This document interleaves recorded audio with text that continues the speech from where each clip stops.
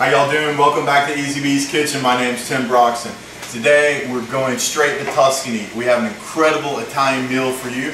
We have veal parmesan. We've got lovely crab meat stuffed quiche. We have a gorgeous display of antipasto, and we're going to do some homemade ravioli and wonton wraps. Really easy, simple. That's how we're keeping it today. Stick around and I'll show you how to throw it all together. Alright y'all, we got an incredible meal for y'all today. Unbelievable veal parmesan. We got mini crab meat quiche that's going to go with it. Antipasto and cheese. Perfect for parties. Patty pan stuffed pasta with fig glaze and a pappardelle pasta with lemon dressing. In order to prepare this classic marinara, I've taken these Roma tomatoes and I've scored them at the bottom because what I'm going to do is blanch them. I'm also going to cut out the core from the center, and this X pattern that we've cut at the bottom is going to make the skin come right off. We're going to put them in boiling water for 30 seconds. Okay, what I have here is a lovely veal breast. This is a very flavorful piece of meat. Okay, it's quite inexpensive if you look around for it. And I've covered it with a piece of plastic, and I'm just going to take it and pound it on both sides. This is helping tenderize the meat. It's a very easy process. I'm just going to take this piece of veal, coat it with some flour, you shake off the excess, take it and put it into your egg wash. Here I have some breadcrumbs that already have Parmesan inside of breadcrumbs. It's that simple. Here we have our beautiful pappardelle pasta. These are nice wide noodles. They're going to accept anything we put on them, okay? And we're just going to cook them very quickly, 3 to 5 minutes. Alright, we're about to start our marinara. This is one of my favorite sauces right here. We're going to start with about a 1/4 cup of olive oil. Our pan's nice and hot. And we're going to throw in about 1 medium onion and 3 good size cloves of garlic. Okay, and you're going to want to just cook that on low and make the onion soft. So about 6 minutes. Okay, this is a great thing to have your kids do at home if you have children or your friends that are around helping. You can use your hands, but today I'm going to use a fork. You just want to macerate these. You do want to make sure they're breaking down so your marinara is not too chunky. Okay, this is patty pan squash. Look at how cute and gorgeous those are. They look like little acorns that fell from a tree. These are very robust in flavor, kind of nutty. They'll make a really nice filling. We're just going to cut the tops and the bottoms off of them. I'm taking my patty pan squash, and you see I don't even have a technical steamer. It's just a strainer, okay, right over some boiling water. I'm just going to steam them until tender. Put a top on them. That'll probably be about 6 to 10 minutes. Okay, these are mini quiches and they are just fantastic. First thing I'm going to do is grease this pan. I'm going to take right from our pie dough a little piece of that. Okay, the next thing you're going to do, you're going to fill each one of them with rice. Okay, that's going to hold the shell down while you're baking it. And you're going to pop these in for about 10 minutes on 350. Right here goes our veal. We've got a pan with maybe a 1/2 inch of oil, and we're just going to cook these for about 2 minutes on each side. I keep telling you guys to go over to Satysco. This is a lovely device I have here, this rack and this pan. I'm just going to let those rest. Alright, these are lovely Meyer lemons, unbelievably sweet.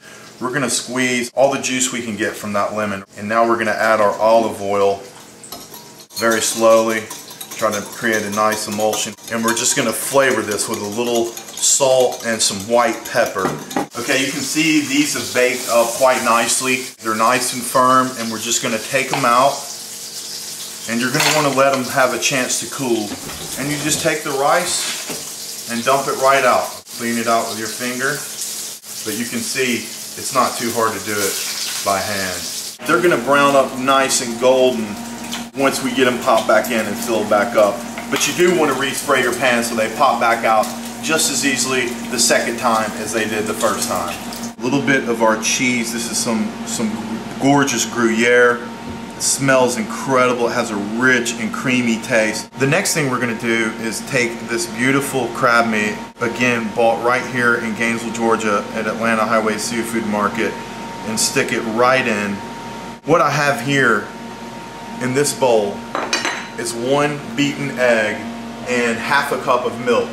Most quiche ingredients require you use cream, or at least half and half. So I've actually filled it with half a cup of skim milk and a touch of vermouth. That vermouth is going to give this that hidden ingredient, that oomph. I've got some finely minced red pepper.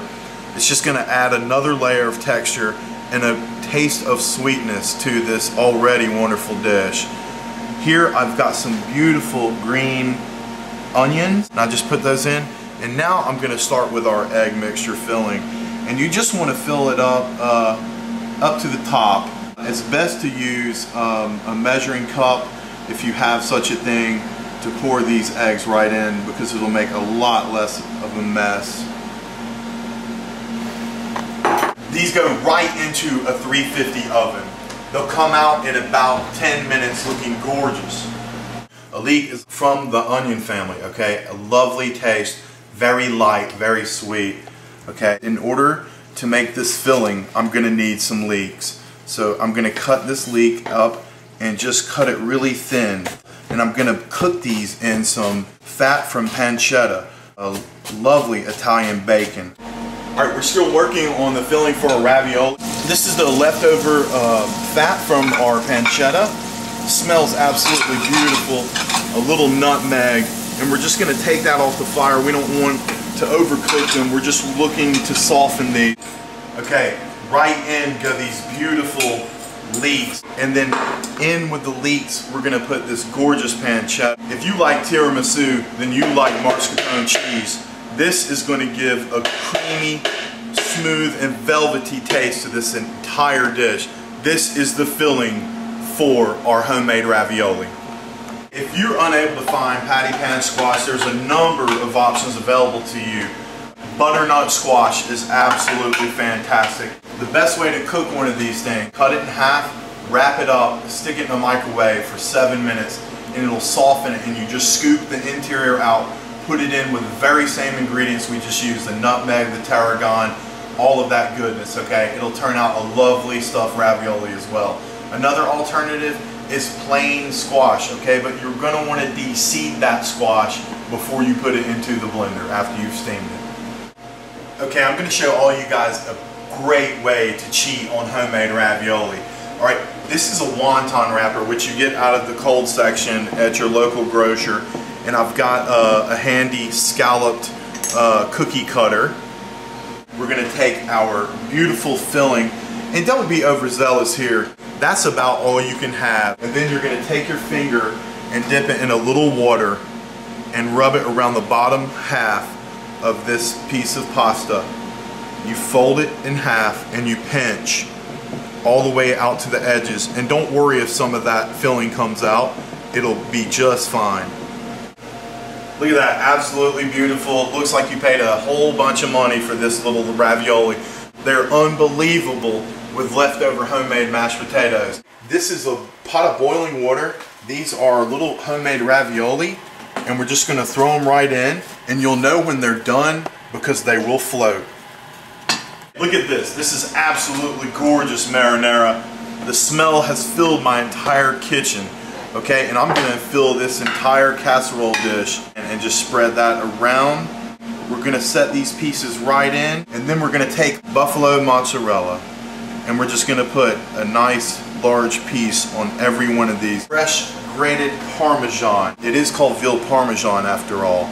Then we're gonna cover it yet again with more marinara when we serve it. Homemade fig preserves. I can't think of anything I like better. All right, we're about to make our sauce for our ravioli. We're just gonna take about a quarter cup of figs and about 2 tablespoons of balsamic vinegar and let this marry. It's just incredible sauce for our ravioli. Once we let it cook down a bit, we're gonna continue to macerate it and add a little water. Guys, this is it. We got homemade Veal Parmesan. Check it out, absolutely covered with goo. Beautiful mozzarella, buffalo style. We got fresh Parmesan. We've garnished it with all the herbs that have been included. This is our pappardelle pasta. Unbelievable. All right, here we have gorgeous hors d'oeuvres. We have a lovely olive platter, and we've got an assortment of cheeses. We have mini crab meat quiches to die for, okay? Homemade ravioli from wonton wrappers, stuffed with patty pan squash, topped with a gorgeous fig compote, okay? These quiches contain the crab meat from Atlanta Highway Seafood Market. So we're just gonna take that, sprinkle it, makes it pop right out of the plate. We're gonna grab just a little bit of red pepper to throw on there for good measure. To plate this, you're just gonna take one piece of veal, you take a little of the pappardelle pasta, and then you're gonna take some sauce, and you're gonna put it right down the center. All right, we're gonna take a little bit of parsley, and we're gonna cut a nice wedge of lemon. Absolutely functional garnish right there. And that is our plate. Absolutely gorgeous. My name's Tim Broxton. Thanks for joining us at Easybkitchen. Until then, we'll see you next time.